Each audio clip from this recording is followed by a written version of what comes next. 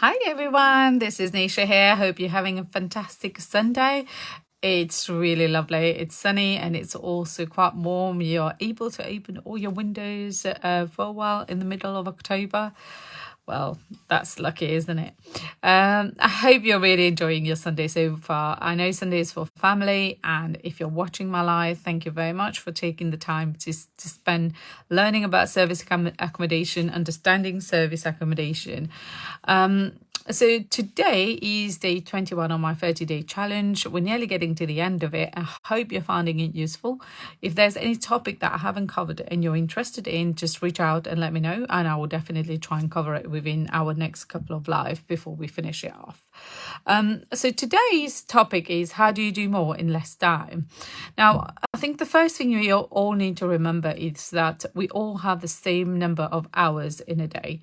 Nobody have more or less. But then how do you make sure that we're making the most out of it?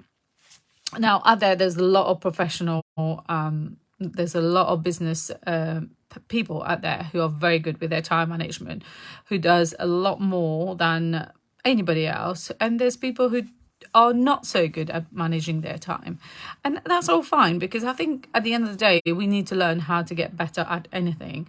And there's no shame in saying that, I don't manage my time very well and I need some help. I think that's all acceptable. We're all individual with different skill sets, and we just need to get better at things that we're not very good at, and that's how we should be.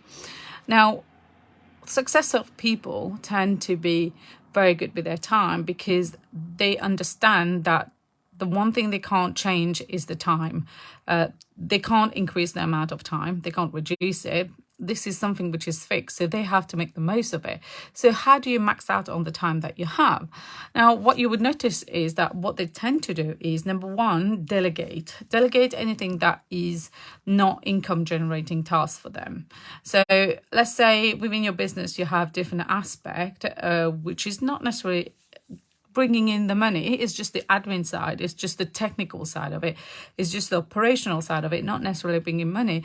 They will delegate it to somebody else, and that's how they're able to achieve more. Now, if you look at somebody at home, for example, how could you do that? It's the same principle. Instead of cleaning your home, you could hire somebody else who can do it. They'll do it in less time because they're a professional cleaner. They know what they're doing. They're very fast at what they're doing. Yes, they might not do it to the standard that you want, because you know that if you do it, you'll do it to the highest standard.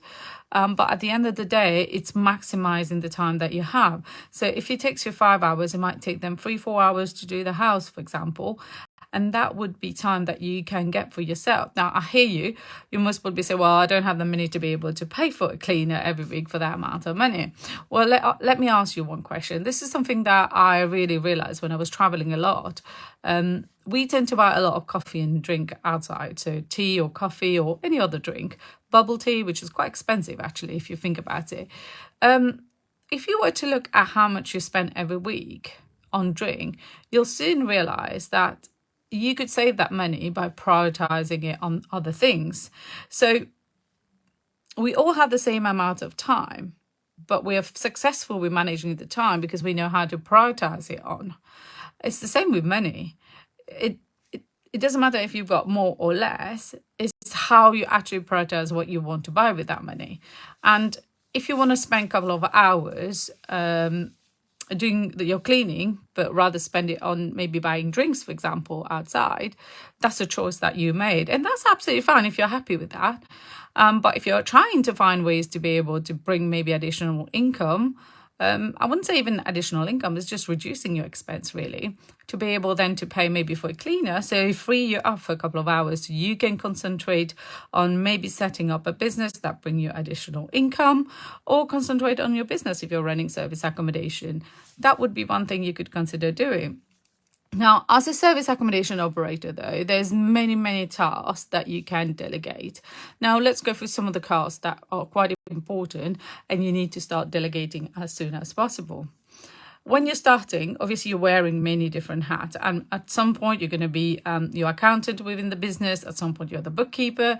At some point you're the one who's negotiating with the supplier. At some point you're the salesperson.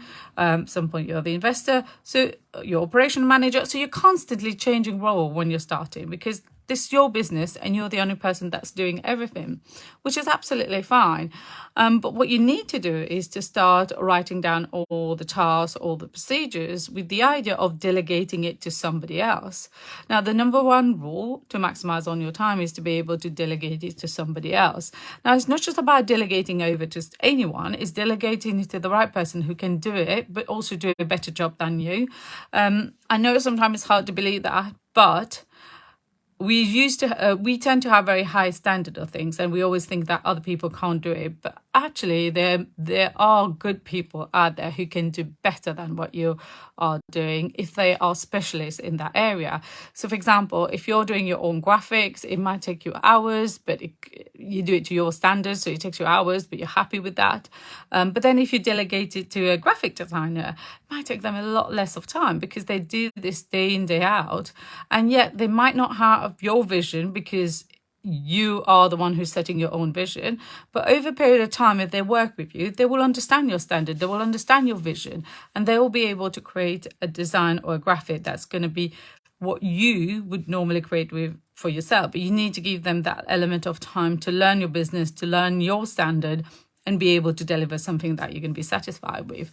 So graphic definitely within your service accommodation business or your marketing side is very important, and look at delegating it as soon as possible. Otherwise you get bogged down in hours creating maybe content for your marketing, where you can just use somebody who's a bit more experienced than yourself to do it. So you've got your admin side. So I'm sure you'll be doing a lot of your admin, your invoicing, the customer service side. So you can all these tasks, you can delegate it with time.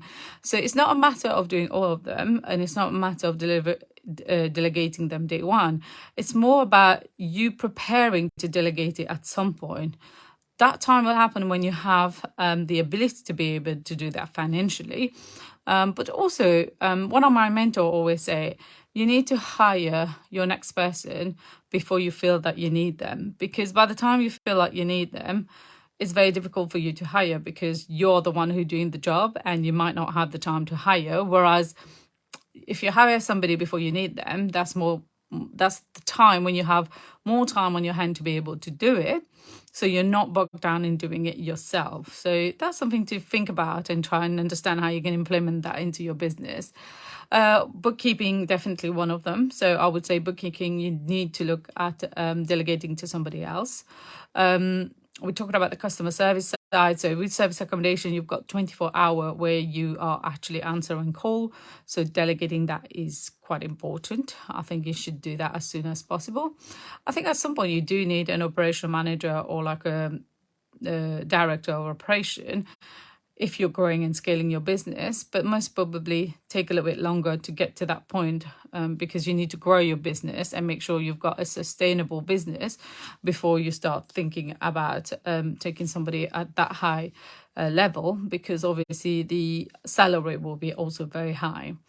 What else can you do? So you have a lot of purchases that you need to do when you're setting up new properties. Again, this is something you can delegate to somebody else. You could use automation rather than just delegation, for example. It's sometimes we don't think outside the box. We just think, oh, we need to do this, and not necessarily thinking about, okay, is there any software there that can actually make my life a lot easier? Now, we use Channel Manager, but even within our Channel Manager, you need to look at what level of automation you can achieve with them to make your life easier. So, for example, when we started, we used Toolkit, and Toolkit was really good and very cost efficient to start with. But the level of automation within Toolkit was pretty much not great, really, apart from automating the emails and stuff like that. The others were just like basic automation. But then we moved to Vivo, where there's a lot more automation, especially even just with listing. So the time we spend with listing properties now has significantly reduced compared to the past, compared to using Toolkit in the past. So, for example, we used to have to list on all the online travel agent. Now we don't need to do that. So we almost like reduced it by, I would say, 9 nine times less than what we used to do in the past, because we're not going on all the travel agent and listing it. We're just listing it on Avivo. So that's really useful for us. So there's many different elements within your business where you can assess and look at, can I automate this? Can I pass it on to somebody else? So one of the things that we do as well is when the email comes in, it gets bounced back into a task. So it can be picked up by your virtual assistant, for example. Now, the reason why you would do that is you can see all the tasks and you can see who's dealt with the task, whereas if you leave it on an inbox, you cannot do that. So these are little automation that's going to make your life much easier. That's going to reduce the time you spend on understanding what's happening in your business. So using automation would definitely buy you more time. You'll be able to do a lot more in a lot less time. So I would say look at all the software you can use and implementation that you can with your existing software by just linking it to something else. So at the moment you can link all your different software to try and make it a more smoothless process within your organization and pretty much reduce the time you spend in maybe processing something. So these are the things you need to consider. So delegation, but also automation is very, very important. I hope you have found this useful, and I'll see you in the next challenge. Thank you. Take care. Bye.